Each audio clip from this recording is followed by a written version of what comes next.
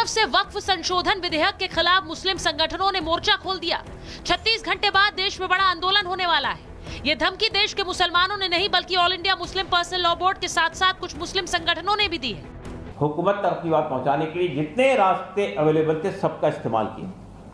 अब आखिरी चारा-ए-कार के तौर पर हमने ये फैसला किया कि हम 17 तारीख को जंतर मंतर पे धरना कर रहे हैं। ये चेतावनी इसलिए है क्योंकि सरकार इसी सत्र में वक्फ संशोधन विधेयक लाने वाली है। एक तरफ देशव्यापी आंदोलन की धमकी दी जा रही है, वक्फ बिल आने पर शाहीन बाग दोहराने की बात हो रही है।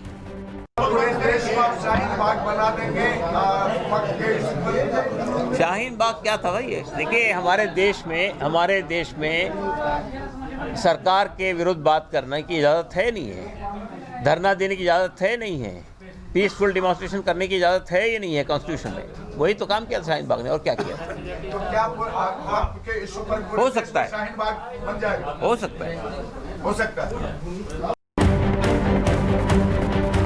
तो वहीं दूसरी तरफ मुसलमानों के हिमायती बनने वाले AIMIM के अध्यक्ष असदुद्दीन ओवैसी एक बार फिर से अपने बयानों से भड़काने में लगे हैं। ये वक्फ का कानून मोदी इसलिए लाए हैं, यह कानून बनाना चाहती हैं इस बिल के जरिए कि मुसलमानों से मस्जिदों को छीन लिया जाए, मुसलमानों की दरगाहों को छीन लिया जाए, खानखाओं को छीन लिया जाए, कब्रस्तानों को छीन कर खबरों को मिसमार कर दिया। सुना आपने ओवैसी कैसे मुसलमानों को भड़का रहे हैं, सरकार के खिलाफ कैसे जहर घोलने का काम कर रहे हैं। ओवैसी के बयान पर बीजेपी हमलावर है। मैं कहता हूं आज के दिन में वो लोग डरे हैं, तब तलवार की नोक से डर के उन्होंने धर्म बदला है। हमारे लोगों ने तलवार से नहीं डरा है, न उनकी सलवार पहना है। हम लोगों ने तलवार को भगाया है और देश को बचाया। भारतीय संस्कृति जिसे पसंद था वो हिंदुस्तान में है, और जिन्हें धर्म पसंद था वो पाकिस्तान में है, रो रहे हैं। तो ये ओवैसी पागल हो चुका है, और ऐसे पागल व्यक्तियों को बाहर घूमने देना ये जनता के लिए हानिकारक होता है। तो इसलिए तुरंत पागल खाने भेजकर इनका इलाज करने की आवश्यकता है। असदुद्दीन ओवैसी भ्रम फैलाने के माहिर खिलाड़ी हैं। दिन भर काम ही किया है, और वो चाहते हैं कि पूरे देश में माहौल ऐसा हैदराबाद जैसा कर दें ताकि लोग तनाव में। ये देश हिंदुओं का भी है, मुसलमानों का भी है, लेकिन क्या वक्फ की उस अनियमित शक्ति पर लगाम लगाने की जरूरत नहीं है जो देश में ईडन गार्डन क्रिकेट स्टेडियम को भी अपना मानता है, जो देश की संसद की जमीन को भी अपना कहता है, और दिल्ली के इंदिरा गांधी अंतर्राष्ट्रीय एयरपोर्ट को भी अपनी ही जमीन पर मानता है। आज महाभारत में ये सवाल ये पूछ रही हूँ कि क्या वक्फ बिल आएगा तो देश में जगह जगह शाहीन बाग बनाने की धमकी दी जाएगी? क्या देश में बड़ा आंदोलन चलाया जाएगा? और देश के बड़े राजनीतिक दल क्या इस आंदोलन का समर्थन करेंगे या फिर देश हित में सोच पाएंगे? Bureau report, Republic Bharat.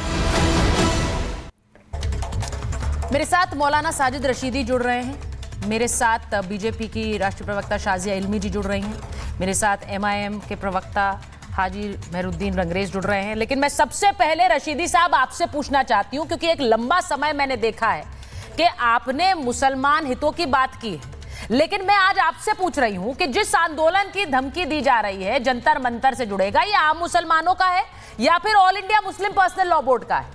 कौन समर्थन दे रहा है इसे? देखिए सुचारिता जी, मैं आज भी मुसलमानों के हित की बात करता हूँ। ऐसा नहीं है कि भाई मैंने मुसलमानों के हित की बात करनी छोड़ दी है।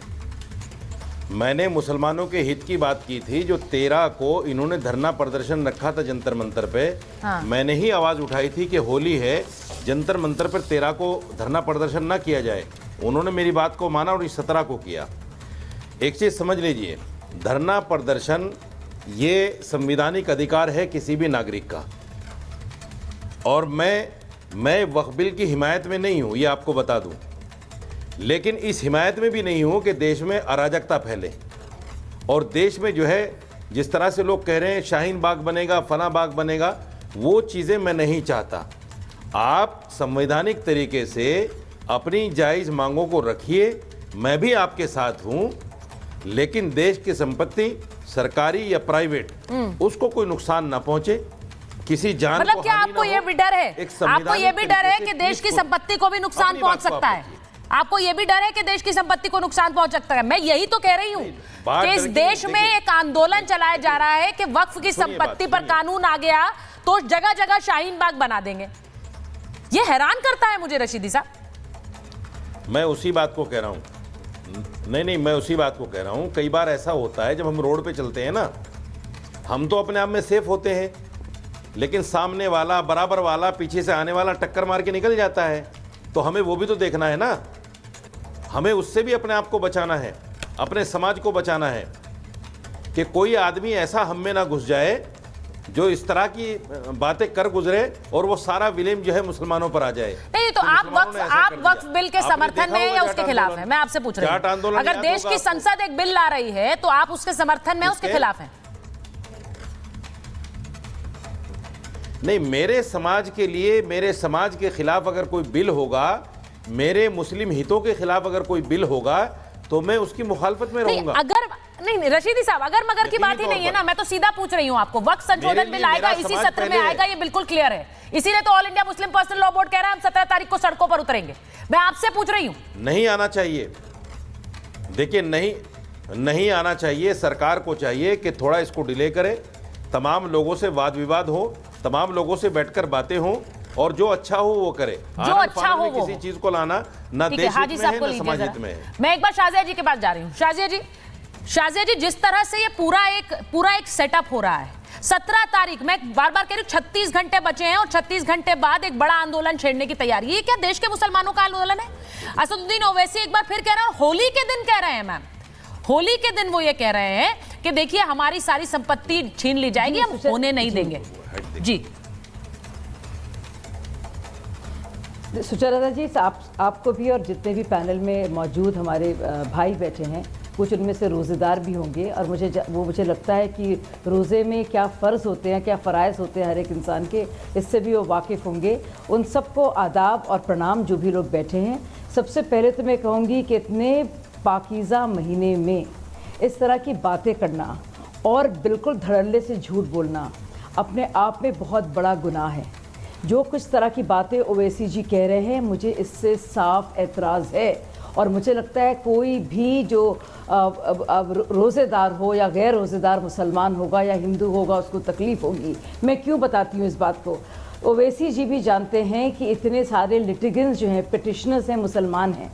जो वक्फ बोर्ड में जो कुछ चल रहा है ट्रिब्यूनल्स में, और जिस तरह से पूरी तरह से एक पूरा माफिया उस पर कहीं कहीं जगह पे काबिज़ है, उसके खिलाफ आवाज़ उठाना ज़रूरी है और कई मुस्लिम पिटिशनर्स हैं।